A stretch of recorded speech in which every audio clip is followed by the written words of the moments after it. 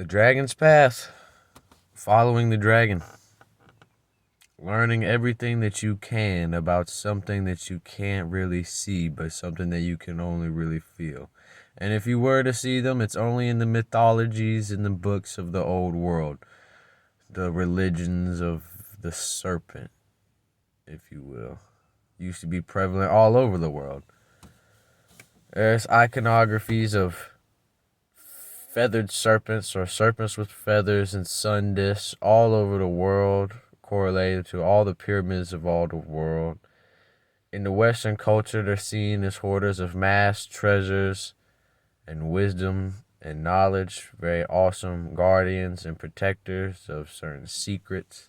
And in the Far East, they're seen as, instead of the breathers of fire, the bringers of rain, weather, birth, death, and are revered as really high on the hierarchy of day-to-day life to those in the ancient world of China, and to this day. China, Japan, Korea, Japan, all that. The dragon is still seen as a symbol of royalty, power, wealth, fortune.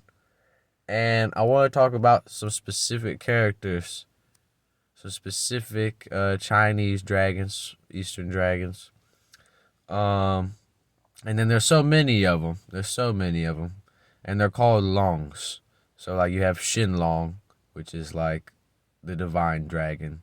You have Tialong, which is the celestial dragon. And then you have dragon lords or dragon kings. And there's 4 dragon kings that preside over the northern, eastern, western, and southern seas in Chinese mythology.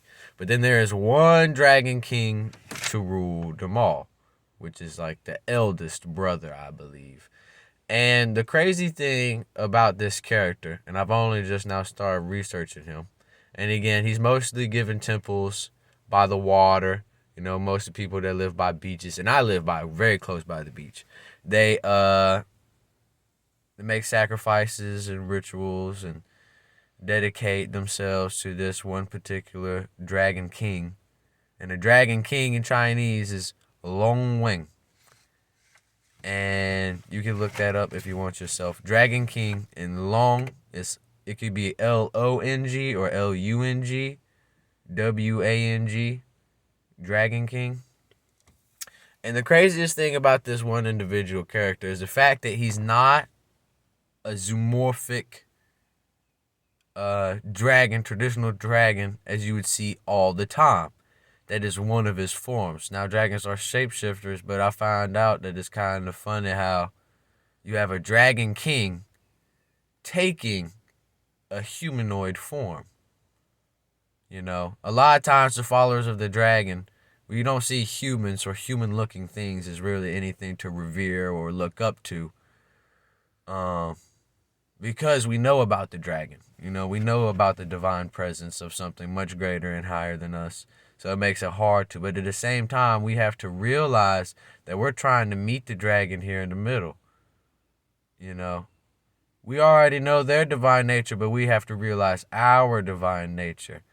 And even though it could be a large conflict between showing reverence and worship to entities or divine beings or whatever you want to call it that doesn't look like a dragon, or maybe takes on a more humanoid form. It could be very, very complicated, and there's lots of emotions involved in that. Or even just showing reverence and respect to yourself. You know, there's a lot of conflicted emotions. Like self-love is a very hard thing for a lot of people, including myself. You know, it just is. But we have to realize that we're meeting the dragon here in the middle. You know what I'm saying? There's something about the human mind, and the draconic mind, that it seems that, yes, when they're separate, they both have their own awesome divine qualities of creation and destruction. But bring them together, you know what I'm saying? The dragon mind being the divine mind, and then the human mind being the primal mind. Which, again, for anyone that doesn't follow the dragon would seem weird because they would think that the human mind is the divine mind. And anything resembling an animal or a creature is not necessarily as smart or as worthy as a human. They think they're lacking in perspective. But if you follow the dragon, it's actually the other way around. It's these divine, majestic creatures that we know about and we feel, and we can only see in mythologies and hieroglyphs and everything else, religion, all over the world. Because every religion has its own dragon, has its own serpent.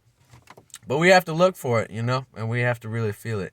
And I feel like we also have to find something within ourselves. So don't be afraid to love yourself and how you look.